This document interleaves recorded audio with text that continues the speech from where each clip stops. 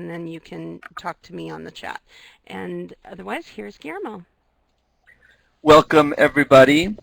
This is the Instructors Forum on Strategies for Teaching Reading, just FYI. I know that you're all busy people, so I want to thank you all very much for joining us today. I know many of you joining us are already teaching reading in your programs, so I just want to say that your expertise will be greatly appreciated. And I know we all have a host of experiences in teaching reading, so I'm hopeful that today's webinar will enhance the great reading instruction you're already doing in your classes. So thank you, I appreciate it. Welcome once again. I just want to make sure that you all have a copy of the passage that we're going to be using later on, and it's the passage on protect your family from lead. So if you don't have that in front of you, make sure you have it, because we're going to need it toward the end of the webinar. Now, here is the agenda for today.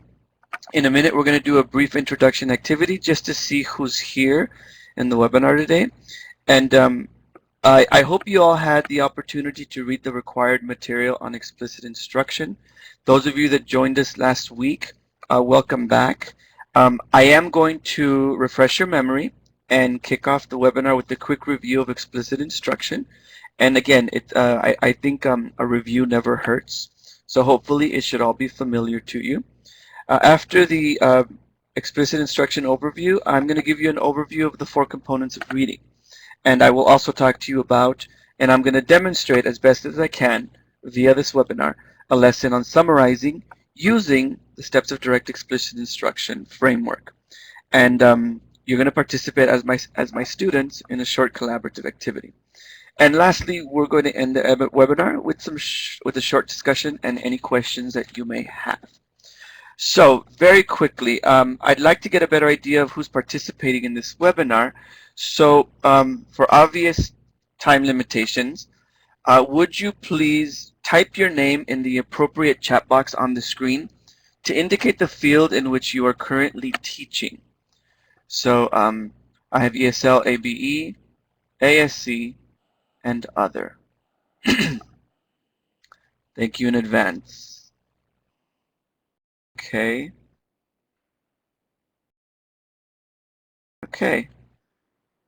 It looks like we have a little more ESL, but I think it's evenly distributed. Okay. All right. Okay. Okay, this gives me a good idea. Most of the stuff that I'm going to talk to you about does apply to all programs across the board. Some of you in the lower levels, you will have to adapt this to your lower levels. So let's just see how it goes. All right. Welcome, everybody. Thank you again for being here. Let's get officially started. Great. Now, this graphic on the screen that is about to pop up represents the 4 components of reading. Let's see, here we go. So this graphic here represents the 4 components of reading. Now, alphabetics, I'm just really a quick overview. Alphabetics in the top left refers to the skills needed to decode and identify words.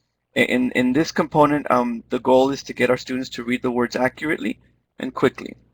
On the top right, for fluency, fluency refers to the ability to read accurately at an appropriate speed and with appropriate expression or prosody.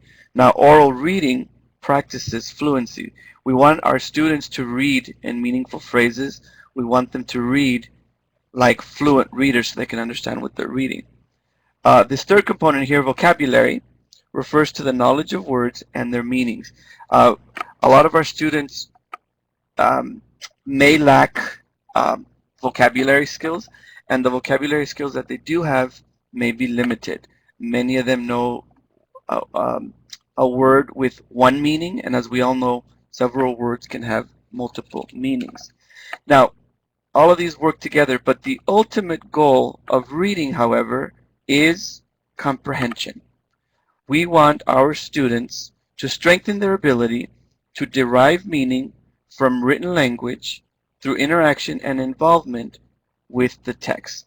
And really, this is the goal of all reading. We want them to get the meaning from the written language through interaction and involvement.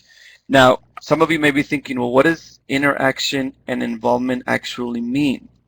Well, when I talk about interaction and involvement with the text, that means we want students to be actively engaging with the text while they're reading. We want them to identify and connect the ideas while they're reading.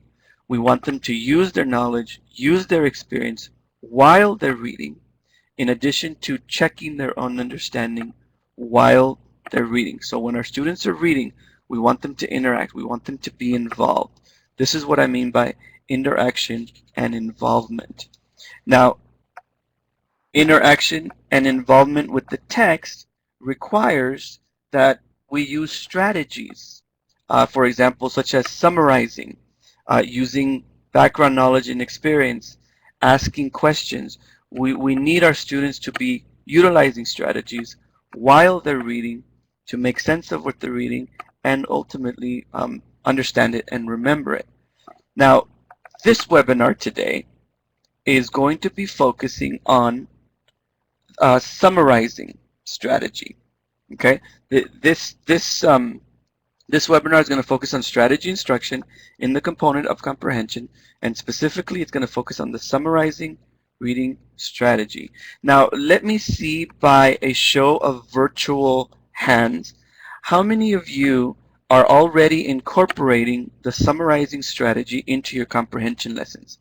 If I can have a show of virtual hands. Okay. All right. So some of you are already doing it, and some of you are not. Okay, well, hopefully, guys, those of you that are already doing it, hopefully the way I present it to you today will enhance what you're already doing. All right, so today's focus will be on summarizing. Now, before we take a look at the summarizing strategy, I want to do a quick review of the explicit instruction framework, because I always like to do this review especially today, because I'm going to be using this framework later on when I present the summarizing strategy. Now, for those colleagues that were with me last week, you've seen this before. This is going to be a good review, but I always tell my students, a good review never hurts. So right now, what I really want to do is I want to go over very briefly and emphasize some of the important points in each of the steps of explicit instruction. And I know you've already read about it in the assigned pre-reading, and I know some of you that have taken online courses with me, you've seen this before. But again, I just like to stress a good review can never hurt. So, simply put, guys, explicit instruction is an effective framework for instruction. Why? Because it puts an emphasis on some of the key features of good instruction. Now, those include having a clear introduction, giving effective modeling, giving students multiple opportunities for guided practice with feedback, and finally, multiple opportunities for independent practice. And all the while, as you see on the screen, monitoring throughout the whole process.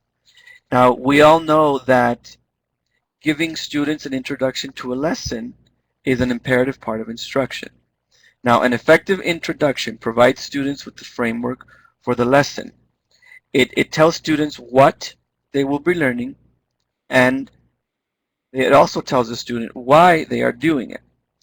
When you provide an explanation of why you're teaching a lesson, you're explaining to students that you recognize their goals, you recognize their needs, and you've thought about how to help them achieve those goals. So it's important to connect those instruction goals to the lesson of the day. Now, correct me if I'm wrong, but students do appreciate this explanation. It validates their goals, it engages them before the lesson even starts, and the reading that you had on explicit instruction, it does a very good job of highlighting some good and bad examples of explaining learning objectives. Now, for example, if you start off the class or the lesson saying, today we're going to study chapter 1, and answer questions about it, um, that's not an effective way to introduce a lesson, because when you ask students what they're learning, the response is going to be, I'm learning chapter 1 and I'm answering questions about it. So a clear introduction that connects with student goals is what we're looking for here. Now, just as important in explicit instruction, if not more, is that the teacher model the skill being taught before asking students to do this. Now, during this modeling phase of explicit instruction, the students are engaged by observing the teacher, and that's all they do. Okay?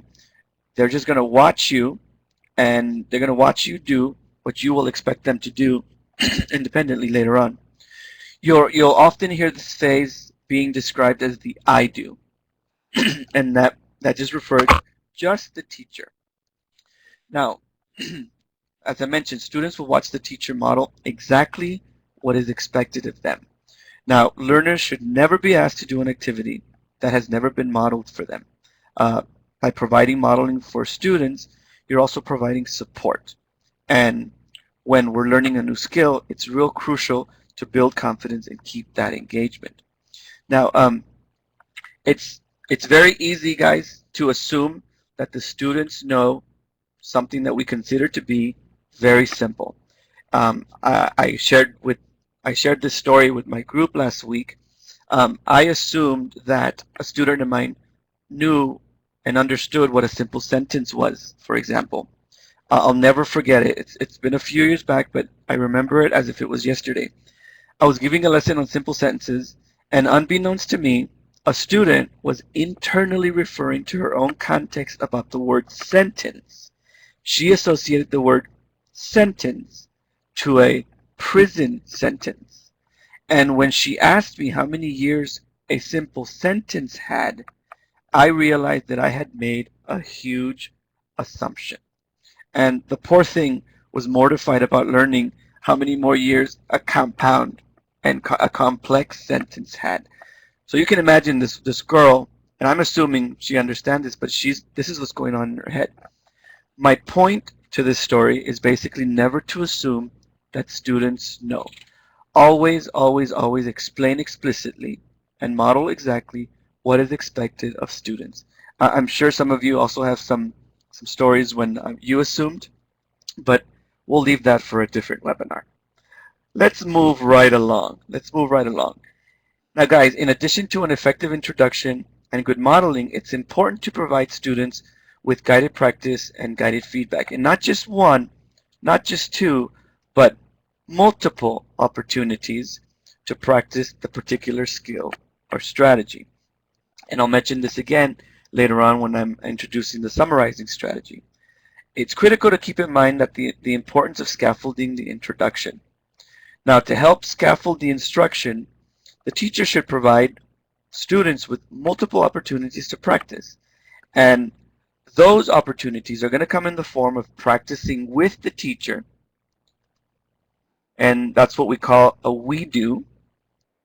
It's also going to come in the form of a y'all do, where students are working in groups, and also a y'all do when students are working in pairs.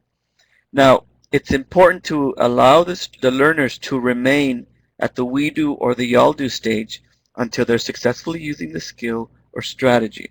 Remember, we want them to feel confident, and we don't want to let them loose too soon.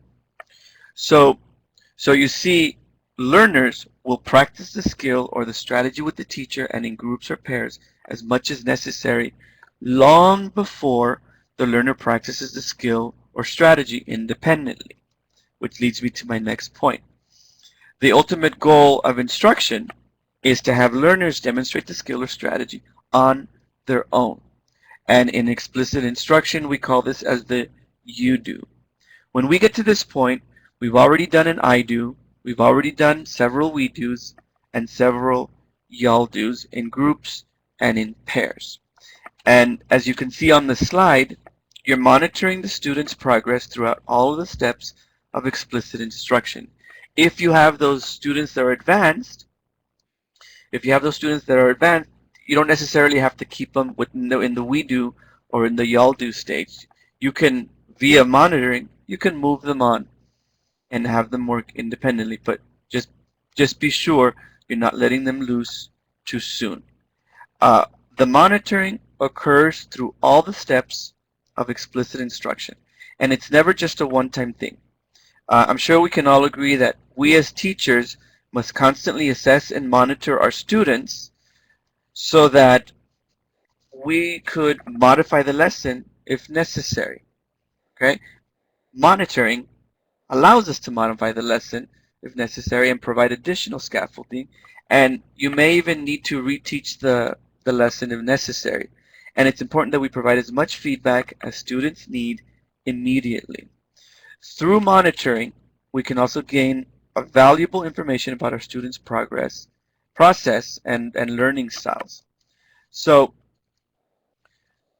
monitor, monitor, monitor. Um, so that was a quick review, guys, of the steps of explicit instruction. And I always like to do this review because this is the framework that I use when I teach a reading strategy, when I teach a writing strategy. I always use the steps of explicit instruction.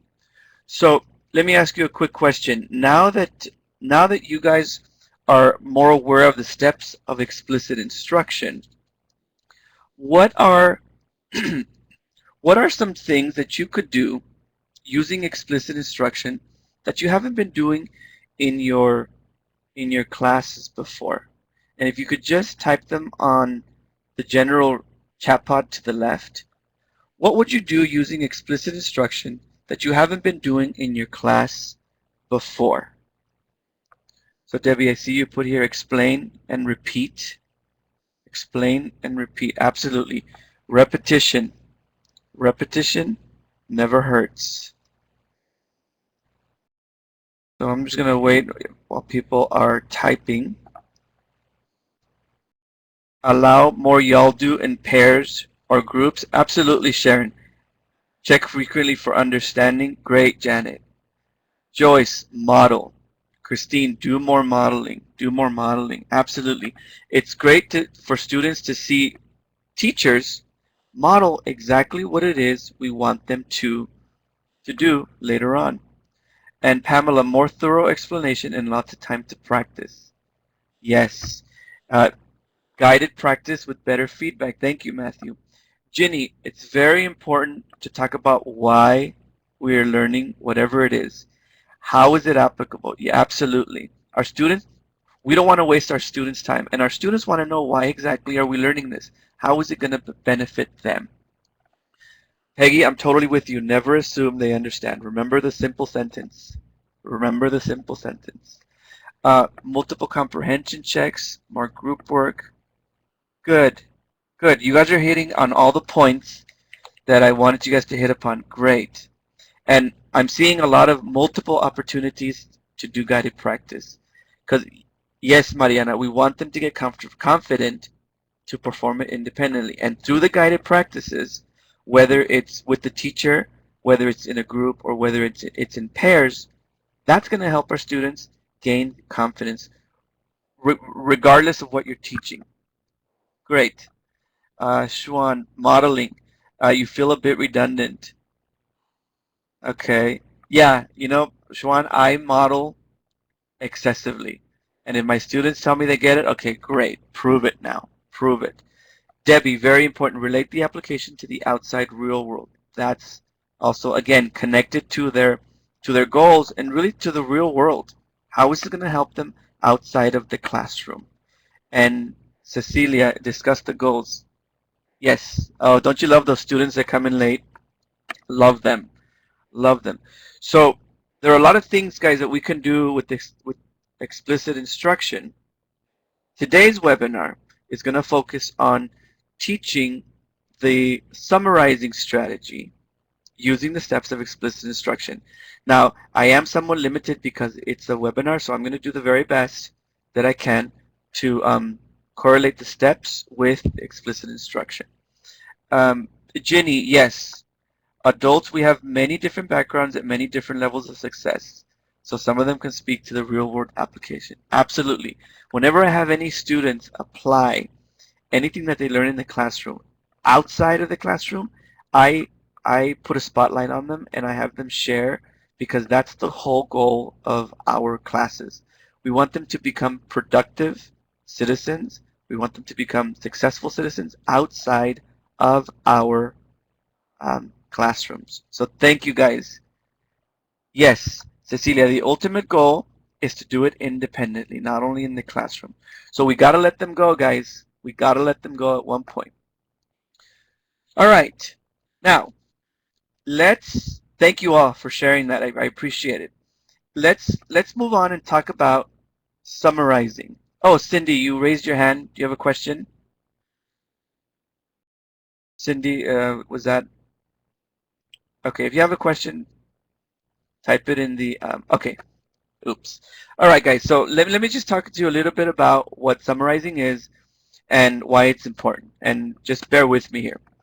So when we summarize, we take larger selection of text and we reduce them to their bare essentials.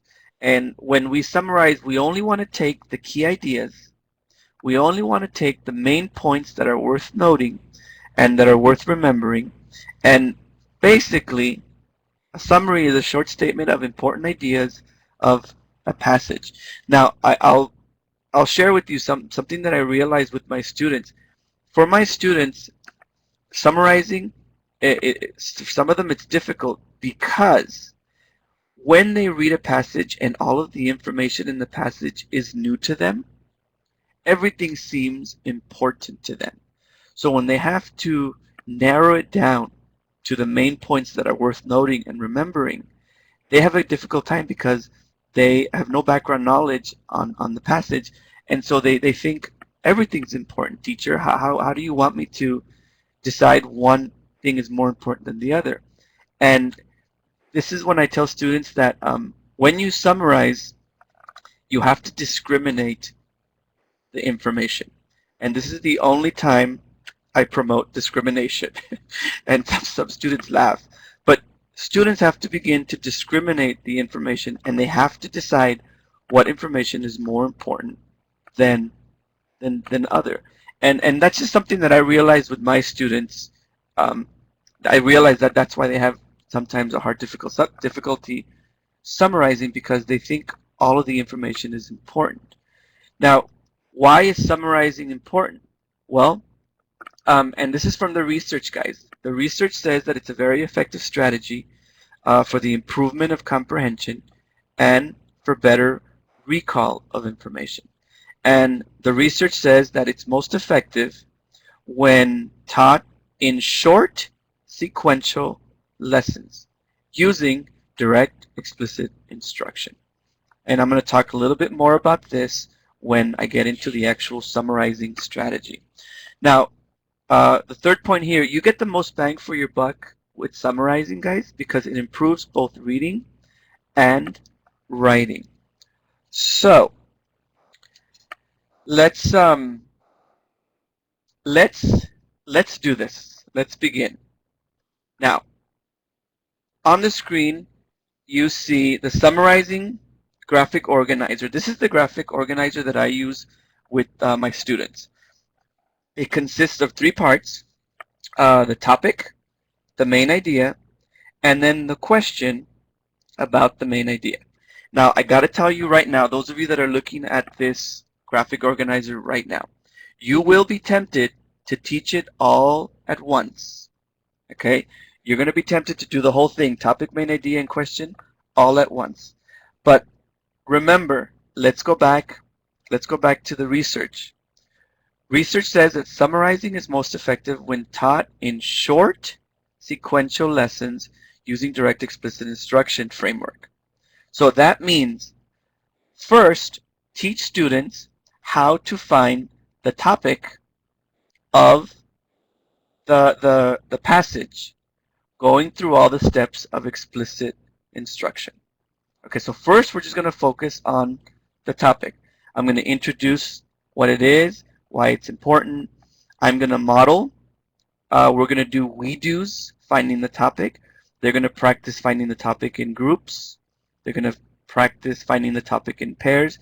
And eventually, they're going to practice finding the topic independently. Okay? So it's very important that you take that into consideration. Just start with the topic. Okay? Short, sequential lessons. Now, via your monitoring, once the students are ready, and and the students will let you know, they're like, okay, teacher, we get it. Yes, we got it. We understand. We got it. We know how to find the topic now. When you determine that, you're going to move on to finding the main idea. Okay? And again, using the steps of direct explicit instruction, you're going to explain what this is, why you're doing it, and you're going to model how you find the main idea of a passage. You're going to do that a couple of times. You're going to practice together finding the main idea a couple of times. We do. You're going to have the students practice finding the main idea in groups. You're going to have them practice finding the main idea in pairs. Okay, and eventually you're going to have them practice finding the main idea independently. Okay, and you see they've already got the topic, and now using the steps of direct explicit instruction, they're doing the same thing with the main idea. And again, once students are comfortable finding the topic and the main idea, it is then when you go to the third part, okay, finding the question. And again, I know I sound like a broken record, but you're going to use the steps of direct explicit instruction. Why are we finding a question? Why? What is this about? Let me model. Let's do it together in the we do. Let's do it together in groups. Let's do it together in pairs. And let's do it together. Finally, you do it independently. Now, I'll tell you right now, this is going to take time because summarizing is not an easy thing to do. Summarizing is not an easy thing to do. Joyce, you have a question. Can we just do some situations in real life with students? Absolutely, Joyce. And you can do this in the introduction. When you're explaining to your students why you're learning the strategy of summarizing, that is a really good buy-in to give to students, because it's gonna, it'll want them to learn how to summarize even more. So however you can connect it to real life situations, absolutely include it in your introduction. In fact, that is key. Yes, Cecilia, and there are many reasons why students have to learn how to summarize. All of those reasons, include them in the introduction, and you're going to have better buy-in from the students. So the point of this slide, guys, is that you're going to want to teach this all at once. I'm encouraging you to use the steps of direct explicit instruction and start in parts. It's been very successful with me, and it's been very successful with my students. So right now I want to demonstrate as best as I can via a webinar what a summarizing lesson looks like. Now, for obvious time limitation, I won't be able to go through the whole thing, but I will explain how I use the steps of direct explicit instruction. So on the screen, guys, what you are looking at is simply the first part, finding the topic. And by the way, from here on out, you're going to need the passage, Protect Your Family from Lead, because you're going to help me find topics for each of these paragraphs, and you're going to help me summarize this passage. So make sure you have your passage, Protect Your Family from Lead. Okay, so here we have just the first part, the topic. Now, if you refer to the first, after introducing the lesson, guys, and explaining the what and the why, I'm going to tell my students that before we start summarizing, the first thing we have to do is find the topic of a paragraph. Okay? Once we find the topic, that will help us then to find the main idea of the paragraph. So if you all just take a look at paragraph 1 of the reading, and if you can't pull it, Christine, don't worry. I will read it out loud for you guys just in case. Now, paragraph 1 says, Lead is harmful to adults. Lead is very harmful to children. It can cause brain damage. It can cause behavior and learning problems. It can cause slow growth and hearing problems. Now, if you notice that this paragraph, it repeats the word harmful. It can cause. It can cause. It can cause. So, for me, the topic of this paragraph is the the of course, there's a little typo in my topic, but here, the harmful effects of lead. This paragraph is talking about the harmful effects of lead. I accidentally put here harmful causes, but that should say the harmful effects of lead. Now, and I say this is the topic because it's talking about these effects and the harmful effects that lead causes. Okay, so would you guys agree with me here that this is this is, for me, this is the topic. If you have something close to this, we're good. Now, in paragraph 2, it talks about babies and young children and how they like to put their hands in their mouth and how they like to put toys and other objects in their mouth. And these things that they put in their mouth have lead dust on them. And your children may put paint chips, they may put dirt, they may put soil in their mouths, and all of these things, they can have lead in them.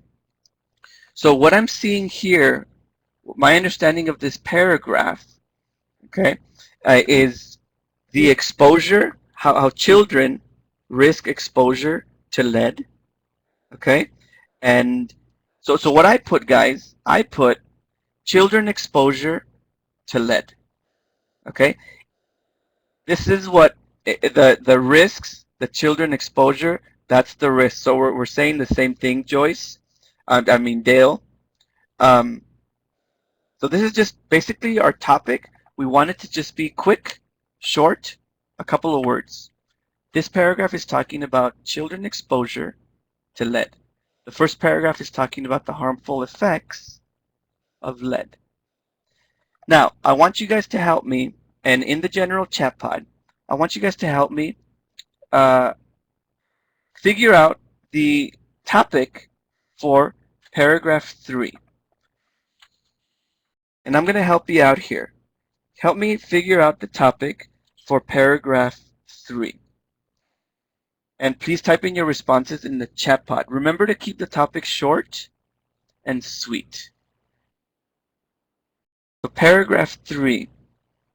Take a look at, okay, and keep an eye on some of the things that, some of the words that are constantly being repeated. For example, many homes, housing units, around the house. The source may also lead from other sources. Okay, housing may have lead. Homes built before 1978. Good. Now, Haiti, good. Okay, help me out here. So when I'm looking for the topic, I try, sometimes it helps to look for repeated words. Repeated words, okay. Now, lead found nearby. All right, now here's what I put, guys. Here's what I put. I put, this is talking about the houses built before 1978. This paragraph is talking about the houses built before 1978. I like what you guys put, lead around homes. Okay, and I would even, Sharon, I think yours is better than mine. Lead around homes built before 1978. So the point of finding the topic here is just, yes, Debbie, there you go. The point of the topic is make it short, make it sweet, and I got to tell you, you're gonna have you're gonna have several answers. As long as they're in the ballpark, that's what we want. We want our students to say, okay, here's the topic. This topic is about the houses built before 1978. We want them to get used to being succinct keeping the topic short and to the point. Dale, there you go, lead exposure before 1978. And the only reason I include houses, because here I see homes and housing being repeated at least 3 times. Okay, now, guys, if you can help me, look at paragraph 4. Look at paragraph 4 and help me figure out what the topic is. Remember, keep the topic short and sweet. Keep the topic short and sweet. Good. And look at some of the things that are being repeated. Dust. Dust. Lead dust. Lead. Do you see a recurring theme there? Sometimes it helps. Sometimes it doesn't. Okay. Yes. Okay. Thank you. You guys are helping me out here. Thank you very much. What I put here is household dust. Some of the suggestions that you guys are putting, actually, I like it. They're probably better than mine. Again, the whole point, get to the point. What's the topic? Let's get students practicing getting to the point. And even if you hyphenate or you put a slash, lead found in dust, Alicia, that's just as effective as mine. Household dust. Okay, and we're gonna, in a minute when I show you the main idea, I'm gonna show you how I'm connecting some of the things you're already doing here to the topic. So I'm going to be quiet for a second, and I'm gonna have you guys find the topic for paragraph 5. I'm gonna have you guys read paragraph 5, and I want you guys to type your answers in the chat pod and decide what the topic for paragraph 5 is.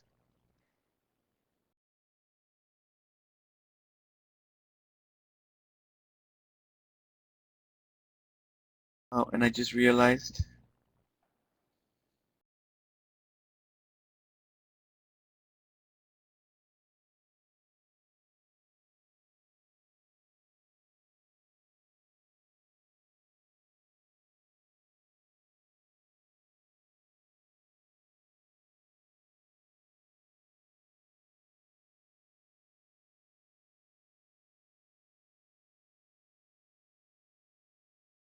Okay. So for paragraph 5, here's what I put. For paragraph 5, for me, paragraph 5 was talking about detaching lead-based paint. That paint that detaches.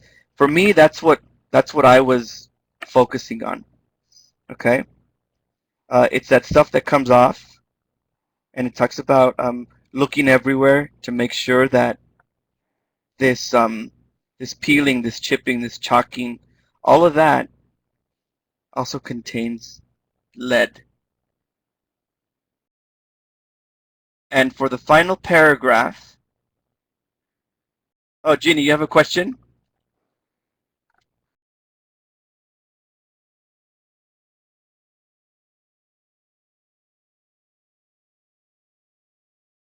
And the final paragraph, guys, possible to put the selection up on the screen. I don't, Marion, I know it might be a little too late to do that. Yeah, I can't put the selection up on the screen, but I'll put the share pod where you can click on it and download it to your computer. Okay. Yeah, sorry, Jeannie, we can't do that. That's why that's why we wanted you guys to download it prior to the webinar. Sorry about that. So you guys, let me just say, you have to scroll in this box down to the bottom one and then click on it and then click Save to My Computer and then open it wherever it goes, wherever your downloads go. Okay. Thank you. Done. Thank you, Marion. Okay, so in the final paragraph is talking about safety. Now, I have to be honest with you guys. When I first started doing it, just finding the topic.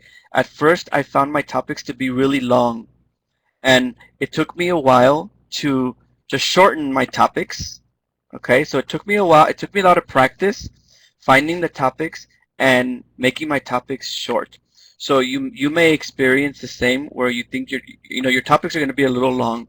We want our topics to be short and to the point. Now, after your students have spent time finding topics of paragraphs, of multiple paragraphs, once your students are comfortable finding the topic, what we're going to do is we're going to move on to finding the main idea of each topic. Now, for the purpose of this webinar, I'm using the same passage, but ideally, what you want to do is you want to use multiple passages. Now, we've already found the topics for this main idea. Now, the next thing you do, introduce what is the main idea. Why is finding the main idea important? Remember to give a good introduction. Model how you find the main idea. You're going to do that a couple of times. And I do what is called a think aloud. I verbally express my mental thoughts so that students can hear what's going on in my head when I'm finding the main idea. Now what I'm going to do is I'm going to do the first two paragraphs, and then you guys are going to help me with paragraph 3 and 4, and then you guys are going to do paragraphs 5 and 6. So in the first topic, okay, the harmful consequences of lead, I want to ask myself, what is the most important thing the author is saying about the topic? What is the most important thing the author wants me to know about the harmful consequences of lead? Now, for me, as I'm reading this paragraph, the point of this paragraph is that lead can cause serious health and developmental problems. Okay? Now, harmful consequences are the serious health and developmental problems. Get to the point. What is the main point the author wants me to understand? And for me, it talks about being harmful for children. It can cause brain damage, behavior and learning problems, slowed growth, slowed hearing problems. All of those I categorize under serious health and developmental problems. So I'm going to model finding the main idea a lot for my students before I go to the we do, because finding the point of a paragraph is not an easy thing to do. So I worked on this for a while until I was finally happy with it to present to you guys. So I'm just letting you guys know that you guys are probably going to have to practice summarizing and finding the main idea as well. Now in paragraph 2, the topic is children exposure to lead. Again, what is the most important thing the author says about this topic? What is the most important thing the author wants me to know about children exposure to lead? Now, it talks about how they put things in their mouth, how they put their hands, their toys, how they put things in their mouth, and that's how they're exposed. And so this is the point that I got from this paragraph. The children may be exposed to lead through their mouths. And I focused on mouth because it kept repeating mouth, mouth, mouth. Okay? So my topic here, children exposure to lead. And the point, the children may be exposed to lead through their mouth. Everything else in this paragraph, guys, are details. And we want to focus, we just want to get to the point. Get to the point. Now, I want you guys to help me here. I want you to help me here. And you know, if you can, Ginny, I like what you wrote here. Lead will mess up your kids. I love that. If you could use your own language as much as possible, and students will relate to it. Okay. Now, if you guys can help me, the paragraph 3. What's the point of paragraph 3? What does the author want us to know about the houses built before 1978. What's his point? Why did he write paragraph 3? What is it? What is the most important thing the author wants me to know about this paragraph? And I'll help you here. He's talking about how many of these houses have lead, and it's not just inside, it's also outside. Good. Good, Leslie. Good. And if you could put that in a complete sentence. Good. Places lead can be found in homes built before 1978. Okay, good. Where lead is in soil and around older homes. Okay, it seems like we're like in the ballpark, guys. Here's what I put. Houses built before 1978 have lead inside and outside the home. What you guys were typing in the chat pod is just as effective as mine. In fact, some of you guys are using language that's even easier to understand. Lead is found in homes inside and out. Boom, you nailed it, Haiti. As long as we're on the same page, we're good. Yes, Teresita, there you go. And remember, we want to use student-friendly language so that we don't have to explain a lot of the vocabulary that we write in our examples. Now, let's go to paragraph 4, guys. What is the most important thing the author wants us to know about household dust? What is the main point? And by the way, with my students, the word point instead of idea seems to resonate more. So whenever I say get to the point, what's the main point? For some reason, it resonates better than main idea. Just a little FYI from my experience. So what is the point of paragraph 4? Household dust. Shuan, I always encourage students to use their own words from the beginning. Now, that doesn't always happen. Initially, students do copy the text verbatim. But whenever they do that, I always challenge them and I say, okay, this is what you wrote. Tell me what this means to you. Interpret this for me. And when they interpret it, Shuan, they use their own words, and then I tell them to write that. So expect your students to copy verbatim from the text initially, but what you can do is always say, okay, you're right on. Now explain to me, interpret this. What does this mean to you? And then whatever answer they put, have them put that. So, all right, here's what I put, guys. Household dust may contain lead that can be inhaled into the body.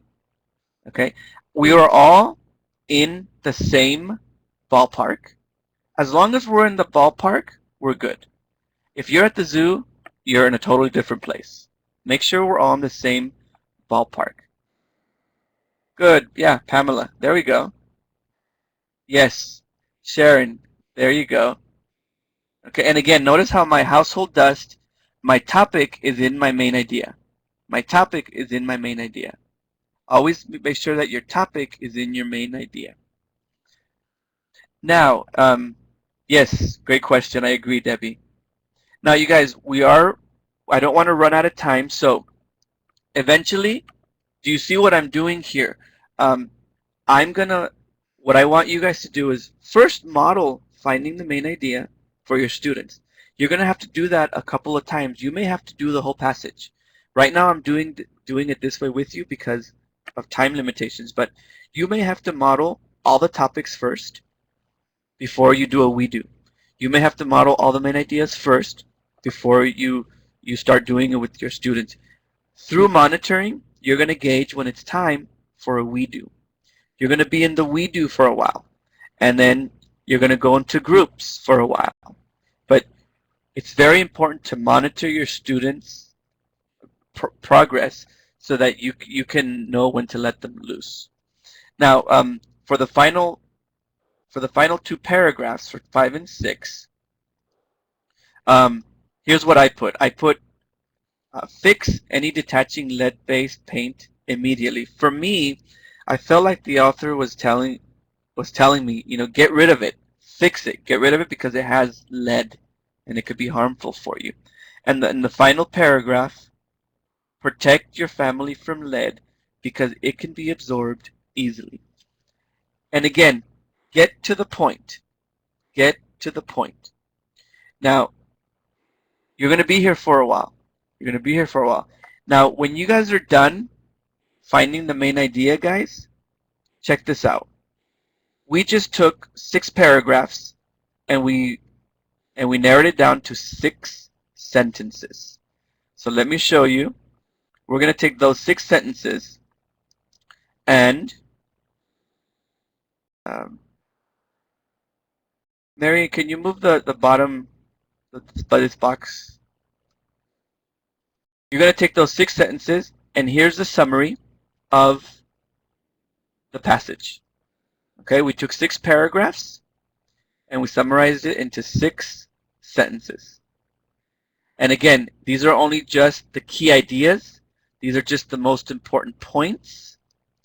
And this is your final product here. Now, a lot went into getting here. Okay, a lot went into getting here. So don't expect to be able to get here if you try this on Monday. You're going to have to multiple opportunities of finding topic, multiple opportunities of finding the main idea. Okay, I see some of you are typing. Now, once your students are comfortable finding the topic and the main idea, we go to the third part. And the third part is basically writing a question that the main idea is the answer for. Now, I'm running out of time here, but here I would you want to explain why write a question, why is it important, okay? And you basically writing a question, guys, is helpful so that on many levels, just basically writing questions, period. It's a good review. So, for example, what are the harmful causes of lead? And the answer is the main idea. Okay, and this is actually good for a review. Okay, the next day you ask the students, what are the harmful causes of lead? They should give you the main idea. Now, look at the next one. Children may be exposed to lead through their mouth. That's the answer. And here's the question that I developed. How may children be exposed to lead? Boom. So by writing a question, students are actually practicing how to formulate questions, but they're also tailoring the question to match the answer, which is the main idea. Now, again, I'm running out of time here, but right now I would ask you guys to help me. What would the question be for the third one? And here's the answer. Houses built before 1978 have lead inside and outside the home. What would be the question for this answer? What would be the question for this answer? What do we know about houses before built 1970? Where can you find lead in your environment? Okay. Now let me show you what I put. What is the problem with houses built before 1978? Okay. All of your questions are just as good as mine. In fact, I think some of yours are better. I'm jealous. Thank you very much. I will be using some of your responses to modify my assignment here. Now look at the next one. Household dust may contain lead that can be inhaled into the body. That's the answer. And what's the question? I know I like Sharon's too, Mariana. Why can household dust be dangerous? Boom. Okay, and this generating the question, guys, it's really helpful, again, to formulate questions in general, and you can use these questions as a review the next day. I've done this many times. I've asked the question, and it's great to hear my students not only answered the question right, but they actually remembered it. I was happy that they remembered it. So remember, with the question, follow all the steps of direct explicit instruction. Now, the passage that I used, yes, Sharon, where is one place that can be found? And you can, what are the ways? Thank you, Ginny. You can make many questions. I just want to let you know that the passage that we summarized right now is a level 3 passage. And the reason I chose a level 3 is because don't assume that just because it's a lower level passage that it's going to be easy to summarize. This is a level 3, and I got this passage from the Marshall Adult Basic Education website. I get a lot of material from there. It's leveled, and they're all short paragraphs, so they lend themselves to summarizing. Another resource you can use is 6-way paragraphs, the middle level. They also have an introductory level that you can use. And the Comprehension Skills main idea. They're little Steck Von books. Now, I know we don't have a lot of time, guys, but what thoughts, what questions, what challenges or ideas do you have after going through this process? Now, if you forget everything, just remember, do it in parts. Do it in parts and follow the steps of direct explicit instruction. Introduce what is the topic, why are we finding it, model, we do, y'all do, independent. Do the same thing with main idea. Do the same thing with the question. And I've done this with my students. I've gone through the whole process, and though it does take a while, you get the most bang for your buck. And Ginny, yes, students are at various reading levels doing the same lesson. What you can do, you can introduce this lesson using a very low level passage, and then when it's time to get into their groups, you can give them material at their lesson, at their level, I mean. Does that kind of help with your problem, Ginny?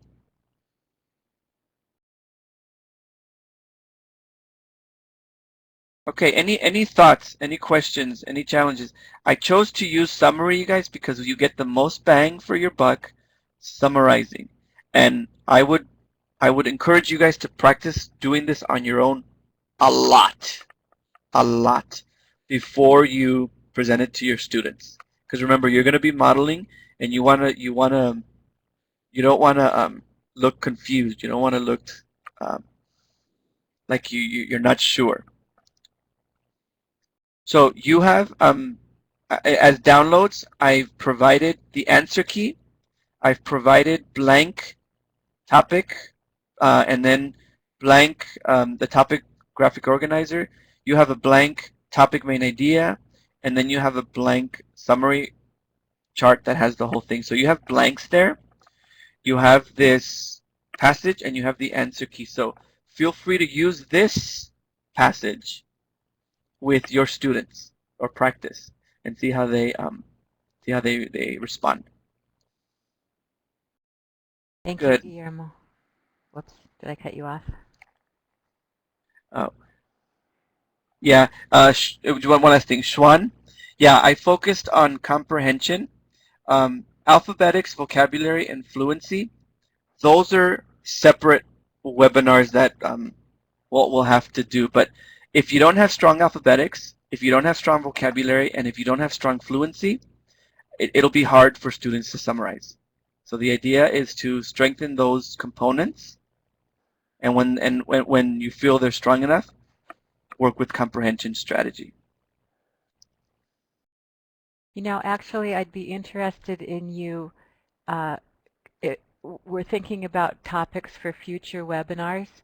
So if you would be interested in a webinar on alphabetics or vocabulary or fluency, would you give me a green check right now, quickly? And also, all the handouts that Guillermo mentioned were emailed to you except for this answer key here. So if you want it, you can download it right here, or I can send it to you afterwards. So I know Catherine Green is on here, and she's the one who's looking for topics for future webinars. So there we go. Alphabetics, vocabulary, and fluency. Sold. Okay, everyone. And thank you, Guillermo. Thank you, guys, for your green checks. And now do you want to change your status to applause and give Guillermo some applause, because he cram-packed a lot into a quick hour. So thank you. Thank you, guys. And Shuan, if you can get my email, I'll be happy to answer the rest of your questions. We're running out of time. Thank you, guys. Thank you, everyone. And when I close the meeting, as you know, a evaluation form is going to pop up somewhere in your browser. So please look around for it before you close everything. It'll be behind this window, most likely. And please fill out the evaluation. Thank you. And have a great weekend. Thank you, everybody. Thank you, thank you, thank you. Summarize. Summarize. In parts. Remember, in parts.